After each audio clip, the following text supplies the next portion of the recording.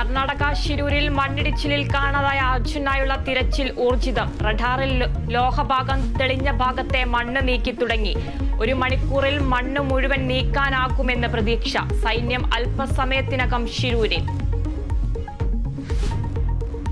നിപ്പയിൽ മലപ്പുറത്ത് അതീവ ജാഗ്രത. രോഗം സ്ഥിരീകരിച്ച 14കാരന്റെ സമ്പർക്ക പട്ടികയിലുള്ളത് 246 പേർ.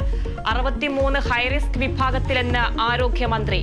കുട്ടിക്കുള്ള ആന്റിബോഡി ഉടൻ എത്തിക്കുമെന്ന് മന്ത്രി വീണ ജോർജ്.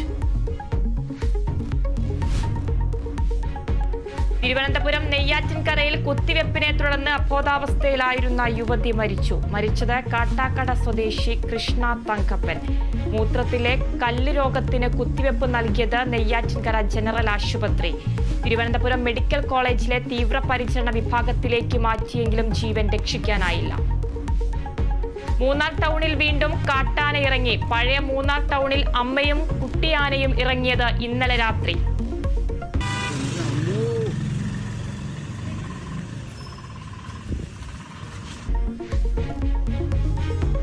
മേഖലയിൽ കാട്ടാന ഇറങ്ങുന്നത് ആദ്യം. നീറ്റ് പരീക്ഷാ ഫലത്തിൽ ഗുജറാത്തിലെ കേന്ദ്രത്തിൽ 259 പേർക്ക് 600-ന് മുകളിൽ മാർക്ക്. രാജ്കോട്ടിലെ കേന്ദ്രത്തിൽ 12 പേർക്ക് 700-ന് മുകളിൽ മാർക്ക്. കേസ് നാളെ സുപ്രീം കോടതി വീണ്ടും പരിഗണിക്കും. ഏഷ്യ കപ്പിൽ സെമി ഉറപ്പിക്കാൻ ഇന്ത്യ വനിതകൾ ഇന്നിറങ്ങും. എതിരാളികൾ UAE. മത്സരം ഉച്ചയ്ക്ക് 2 മണിക്ക്.